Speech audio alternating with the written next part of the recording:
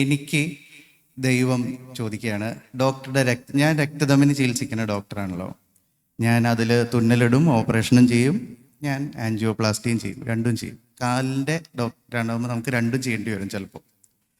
അപ്പോൾ ചോദിക്കുകയാണ്, നിങ്ങൾക്ക് രക്തധമനിയിൽ ഡയബറ്റിസ് വന്നിട്ടുള്ള ബ്ലോക്ക് വേണോ അതോ കൊളസ്ട്രോൾ അടിഞ്ഞുകൂടിയ ബ്ലോക്ക് വേണോ എന്ന് എന്നോട് ചോദിച്ചാൽ ഞാൻ ദൈവത്തിനോട് പറയും കൊളസ്ട്രോൾ വന്നിട്ടുള്ള ബ്ലോക്ക് മതിയെന്ന്. കാരണം എന്തുകൊണ്ടാണെന്ന് വെച്ചാൽ ഞങ്ങൾ മുന്നേ പഠിക്കുന്ന സമയത്ത് നമ്മുടെ നാട്ടിൽ ഇത്ര ഡയബറ്റിസ് ഉണ്ടായിരുന്നില്ല. ശരിക്കും ഇപ്പോഴാണ് ഡയബറ്റിസ് ഭയങ്കരമായിട്ട് കൂടി വന്നത്. ഇന്ത്യ ഡയബറ്റിസ് ക്യാപിറ്റൽ ആയിക്കൊണ്ടിരിക്കുകയാണ് വേൾഡിലെ. കൊളസ്ട്രോളിൻ്റെ അസുഖം ഡ്രഗ്സ് കണ്ടുപിടിച്ചു, സ്റ്റാറ്റിൻസ്, കൊളസ്ട്രോളിൻ്റെ മരുന്ന് കണ്ടുപിടിച്ചപ്പോൾ കൊളസ്ട്രോൾ കൺട്രോൾ ചെയ്യാൻ തുടങ്ങി.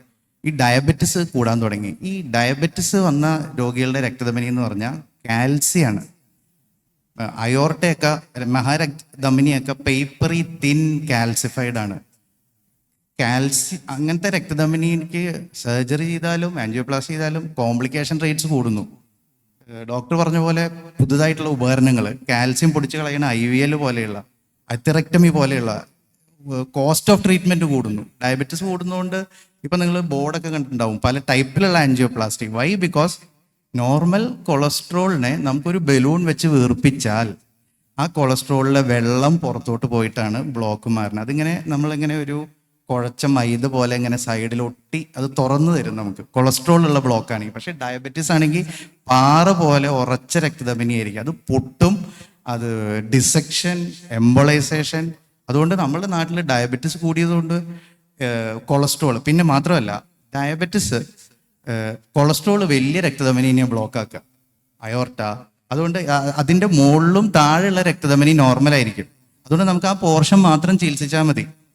കാരണം ആ ബ്ലോക്ക് ഒന്ന് തുടങ്ങിയാൽ മുകളിലും താഴെ നോർമലാണ്, അപ്പം പിന്നെ ബ്ലഡ് ഓടിക്കോളും. പക്ഷെ ഡയബറ്റിസ് എന്ന് പറഞ്ഞാൽ താഴെന്നാണ് തുടങ്ങുക. ഇവൻ ചെറിയ രക്തധമനിനെ ആദ്യം ബാധിച്ച്, ഞാൻ കാലിന് രക്തധമനിനെ ചികിത്സിക്കുന്നതായതുകൊണ്ട് കാലിലെ ചെറിയ ചെറിയ രക്തധമനിയൊക്കെ നശിപ്പിച്ച് അതിനുശേഷം മുകളിലേക്ക് പോയി മുട്ടിൻ്റെ അവിടെ അവസാനം നമ്മുടെ അടുത്ത് എത്തുമ്പോഴേക്കും ഈ താഴേക്ക് ഒന്നും ഉണ്ടാവില്ല.